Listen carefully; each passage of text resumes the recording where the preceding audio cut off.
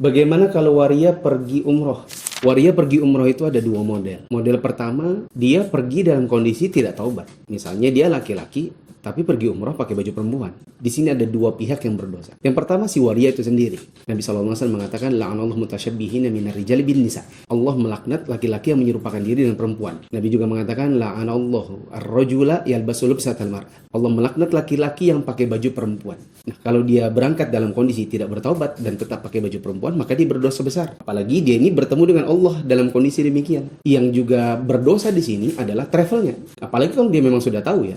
Karena sebagian orang-orang yang terkenal bahwa dia waria, travelnya tetap terima memberangkatkan dirinya, diberikan siskopatuh, diberikan perlengkapan bahkan. Kan ada data ya, seperti ini.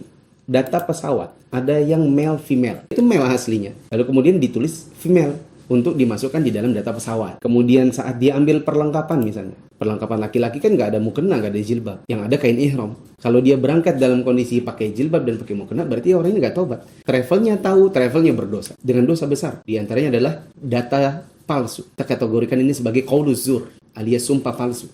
Belum lagi kalau nanti di hotel, dia sekamar sama siapa? Kalau dia sekamar sama perempuan-perempuan, maka ngeri, jijik. Karena perempuan-perempuan dilihat auratnya, ya meskipun auratnya mungkin bukan aurat besar, tapi dilihat oleh laki-laki. Kan mereka tahu aslinya itu laki-laki kan? Gitu. Kalau seandainya mereka waria-waria ini sekamar sama sesama laki-laki, maka yang lain ngeri, geli. Karena mereka sekamar dengan orang yang, ya gimana ya, mereka khawatir gitu. Antara ngeri sama geli. Ini kalau yang tidak taubat. Adapun yang taubat, maka dibagi dua. Model yang pertama adalah yang taubat dan hartanya halal. Seperti misalnya dia pergi umroh, dikasih hadiah sama orang tuanya. Atau orang tuanya bawa dia gitu ya. Atau dia punya penghasilan yang penghasilan itu halal. Misalnya jual buah, jual apa, pengrajin tembaga. Maka dia, insya Allah pertama ya, dia taubat.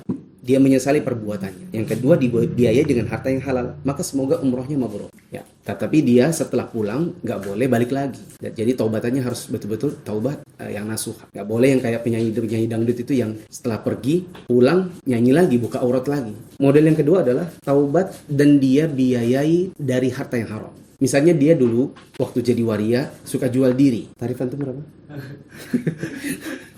Jual diri misalnya, semalam dapat sekian. Terus dikumpul-kumpulin buat pergi umroh, maka tidak akan diterima. Meskipun dia taubat, karena umrohnya dibiayai dari harta yang haram. Atau misalnya dia adalah seorang peragawan, tapi berpakaian perempuan. Ya, dia bekerja di bidang fashion show, bergaya seperti perempuan. Dikumpul-kumpulin hasil fashion show-nya, hasil jadi peragawati jadi-jadiannya ini, kemudian dia pakai untuk biaya umroh. Maka tidak akan diterima meskipun dia taubat. Nabi SAW mengatakan, Innallaha thayyibun la yaqbalu illa thayyib. Allah itu maha baik dan tidak akan bisa menerima kecuali dari yang baik-baik. Salah satunya adalah ibadah tidak akan diterima, haji tidak akan mabrur, begitu juga umroh manakala dibiayai dari harta yang haram.